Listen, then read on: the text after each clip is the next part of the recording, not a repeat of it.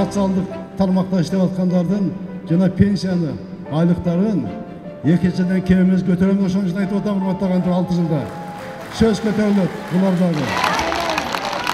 Сооронбай Шарипович Жээнбековду Кыргызстандагы чоң саясий партиялар, коомдук уюмдар, Кыргызга көрүнүктүү, белдүү жана беделдүү инсандар колдоп келди.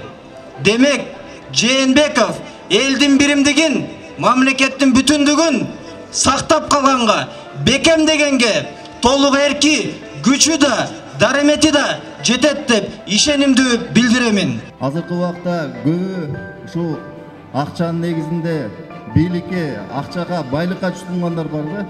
Анан ушу Сооронбай Шариповичтин мындай жакшылап карап көрсөңөр, көзүндө ушу жөнөкөй адамдын кызыкчылыгы бар. Баткендеги дыйкандын кызыкчылыгы бар, жөнөкөй шопурлардын кызыкчылыгы бар, жөнөкөй адамдар, пенсионерлер, мугалимдер, медиктердин кызыкчылыгы бар. Ошон үчүн Сооронбай Шариповичтин чын ыкластыгы, адилеттүүлүгү, карапайым элдин жүрөгүнөн чыккандыгы үчүн Сооронбай Жээнбековду тандайбыз. Сооронбай Шариповичте инсандар эгерде нарындык болсо да, көлдүк болсо дагы, чүйлүк болсо дагы, талаштык болсо дагы, жаллабаттык болсо дагы, баткендик болсо дагы шайламакпыз. Сооронбай Жээнбеков 9-номер. Кайсы кандидат чыкса да айтып атат, мен пенсияны көтөрүп берем деп, бирөө айтып атат, мен 10 000 кылып берем деп. Урматтуу пенсионерлер, мага шеңгиле. Мен 2,5 эсе көтөрүп берем, 11 000ден кем болбойт. Муну эсиңерге салып койгула, эсиңерге салып койгула.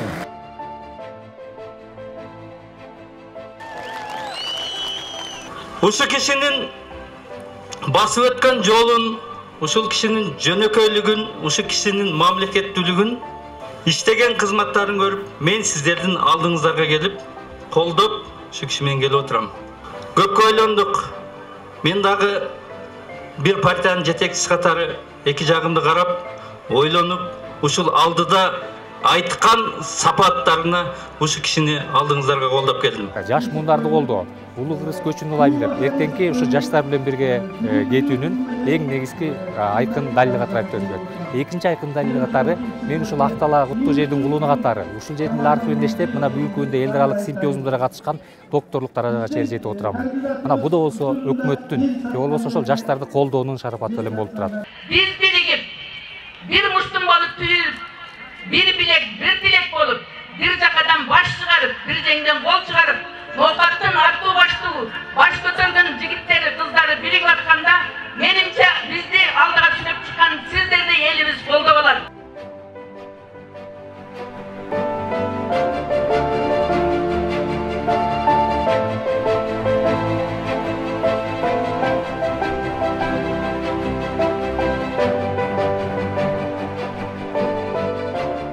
Эң жөнөкөй кандидат катары тандап келдик. Эмне үчүн сөйдөнгөндө эгерде баарыңыздарга маалымат болсо керек, Азаттыктын байлардын балдары деген теле берүүсүндө жалгыз Жээнбековдун балдары мүмкүндө жөнөкөй мектепке барган, жөнөкөй окуу жайда окуган, ошондой эле эң негизгиси коомдук унаада жүргөн балдар болуп жалгыз Жээнбековдун балдары эсептелген. Ошондуктан мүмкүндө биз ошол нерселер бизге тарбия болсо экен, ошо башка кандидаттар, башка чиновниктер ушул нерсеге үлгү алса экен деген ой максат менен жалпы 9 жаштары, анын ичинде биздин уюмдун мүчөлөрү Сооронбай Шариповичти колдоого өттү.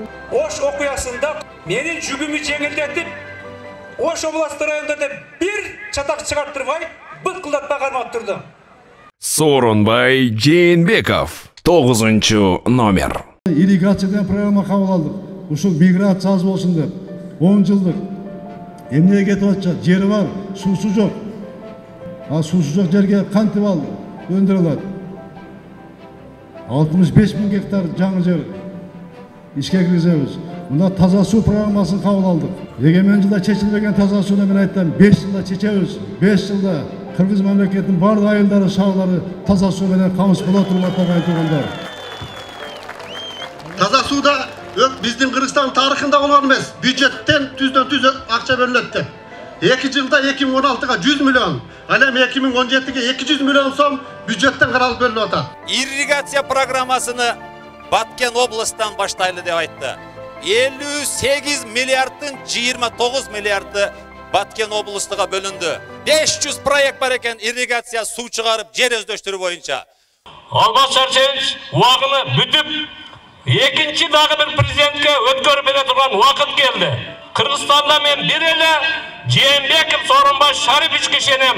Ушу киши менин улаганымды улап кетет деп сиздердин бүт Кыргызстандын элинин алдына бүгүн алып келип отурат. Ипотеканы мына ишке киргизип атабыз, киргизебиз ипотеканы. Мына 8%дан мына азыр бере баштадык билесиздер. 14% болчу, 10%га түшүрдүк. Мурун соц кызматкерлерге бир гана көбүнчө мугалим врачтарга берип атсак, бирок мугалим врачтар дагы да приоритеттүү болот. Укук коргоо органдары, бюджеттер. Бирок 2018-ден ипотеканы 8%дан бардык биздин муктаж болгон жарандарга таркатабыз, ала баштайт бардык. Бүт Кыргызстан боюнча шаарларда, айылдардагы үй салгандарга буну дагы бере баштайбыз. Мен ушунча талапкердин ичинен арасында жакын досторум бар. Үй бүлө менен катташып жүргөн, үзөңгүлөшүп, ушу чоңоюп келаткан достор бар. Арасында өзүмдүн иним бар. Бирок мен ушул Сооронбай Жээнбековке токтодум. Ушул күнгө чейин таза иштеп, элиме эми кийинки жашоодо жаратканга, Кудайдын астына барганда дагы мен таза барышым керек деген сөзү бар экен. Кандай гана улуу сөз. Бизде айтылат, шамал болбосо чөптүн башы кыймылдабайт дейт. Сооронбай Шарипович 22 жылда мына Кудай алдында өзүңөр көрүп турасыңар. Бир жаман сөз ешиткен жок. Таза киши. Мен деп сүйлөчү эмес, урматтуу туугандар. Ушу шайлоо мен деп сүйлөтө баштады. Мен биз деп сүйлөчүмүн. Мен эч качан мактанчу эмесмин. Ушу Кудайым билсе, Кудайым пендеси деп айтчу эмесмин кылган иштерим дагы. Бирок эми мактаганга туура келип атат, туурашыңыздар. Биринчиден эмгекчил, жогоруда айттым. Таза, чынчыл, акыйкатчыл, токпейил, популисттиги жок, трайбалисттиги жок, кайрымдуулукка дайым көңүл бөлгөн. Кыскасы дагы бир айтам, адамга, жакшы адамга мүнөздүү болгон касиеттердин бардыгы бар. Президент болуп калса, жалпы ушул Кыргызстандын спортуна, өсүшүнө, өнүгүүсүнө ар тараптан колдоолорду көрсөтөт деп, жана ошондой эле кыргызстандык спортчулар дүйнөлүк олимпиада оюндарында чоң ийгиликтерди жаратат деп мен ишенем. Кыргызстанда ким чын бизнес менен байды, ким мамлекет эсебинен байганы мен жакшы билем, баардыгын тең. Мени күйдүргөнү ушу коррупционер чыгып алып, мен коррупция менен күрөшөм десе, бияктарды жаным кейт да, жаным кейт. Сооронбай Шариповичти жакындан жакшы билген адам катары бул киши ушу болгон алгылыктуу ийгиликтерди улап кетпестен мындан да бийик максаттарга жеткизүүгө мүмкүнчүлүгү бар.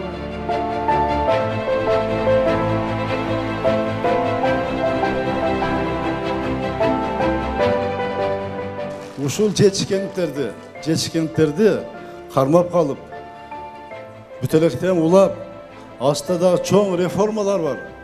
Менин тажрыйбаммен ошону тездеп жылдырыш. Ана мен эки бийликтин бутагын тең көргөмүн. Мамлекеттин бийлик бутактарын тең салман кармашка, талаптарга ашырганга тездетип, биздин мамлекетти эң алдыгы мамлекеттерге арасына өсүшү боюнча кошконго менин кудуретим дагы, билимим дагы, ар намысым дагы жете турматтаган туугандар.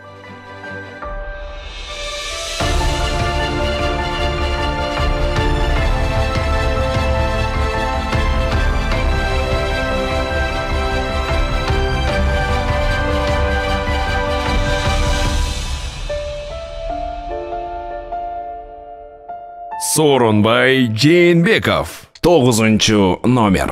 Өлкөдөн кымбат дөөлөт жок.